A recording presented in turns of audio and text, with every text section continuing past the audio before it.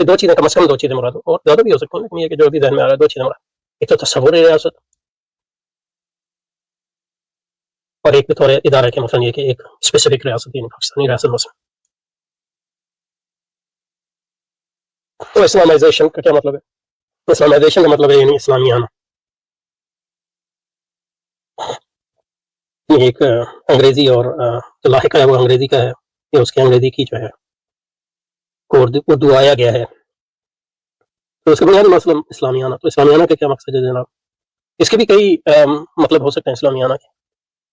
اسلامی آنا کا مطلب ریاست کے جیسے میں نے کہا کم از کم دو مطلب ہو سکتے ہیں. ایک مطلب اسپیسیفک متعین ریاست، بلکہ کہیں تین ہو. متعین ریاست ریاست اسپیسیفکلی میننگ ریاست کوئی ایک ریاست اسٹیٹ. پھر یہ کہ کوئی متعین ریاست یعنی مثلا پاکستانی ریاست.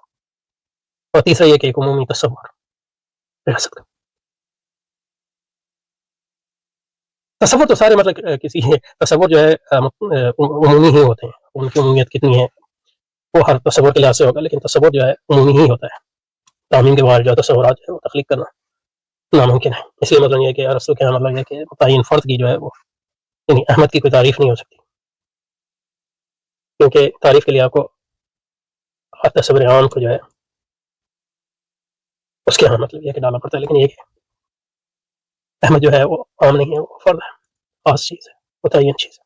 اب ظاہر خاص بھی ایک سطح پہ عام ہو سکتا ہے، لیکن یہ کہ متعین ایک فرد جو ہے وہ انہوں میں عام نہیں ہو سکتا. بہرحال اسلامیانہ کی طرف آئیں.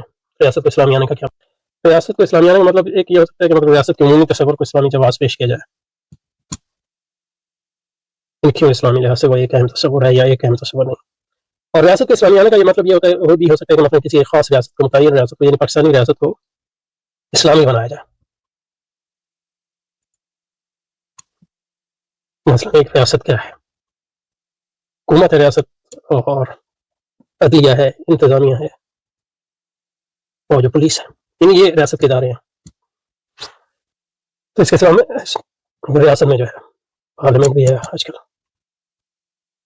ان سارے اداروں کو جو ہے اسلامی اصولوں کے مطابق مرتب کیا جائے.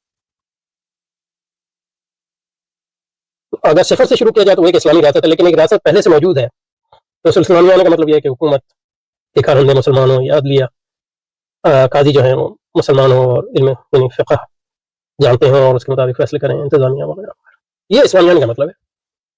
اور اس میں لوگ کہتے ہیں کہ مطلب یہ کہ اسلامی آیا جا سکتا ہے. مثلا بہت سے لوگ کہتے ہیں، مثلا ہم کہتے ہیں اس کو، ہم یہ نہیں کہتے کہ اسلامی آیا جا نہیں سکتا، مطلب یہ جا تو سکتا ہے،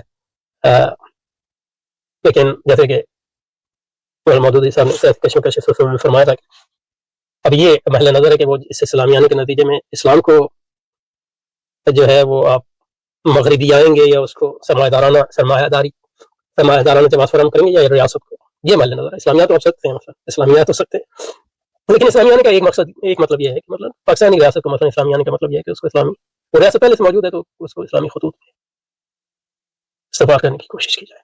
اب یہ کیا نظری اور امپیریکل کوشچن ہے کہ یہ کیا جا سکتا ہے یا نہیں کیا جا سکتا. مطلب یہ نہیں ہے کہ کیا تو جا سکتا ہے، لیکن یہ کہ اس کے نتیجے میں اسلامی ریاست وجود میں آئے گی کہ نہیں آئے گی، یہ سوال ہے. اس میں کوئی شک نہیں ہے، اس میں دو جواب ہو سکتے ہیں، اس میں کوئی بدیہات میں سے نہیں ہے. لیکن مطلب یہ کہ ہمارا نقطہ نگاہ ایسا نہیں ہو سکتا، اس کی وجوہات ہیں، اور دوسرے بھائیوں کا یہ ہے کہ ہو سکتا ہے. ٹھیک ہے، تو یہ دو چیزیں. اچھا جی، چلیں تو آگے کیا فرماتے ہیں. مغربیت کی تردید بعد معاصر اہل علم کے ہاں ایک ڈسپلن آف نالج. اب ظاہر ہے کہ یہ مجھے نہیں پتا کہ لوگوں کی طرف اس کا ریفرنس کیا ہے. ہمارے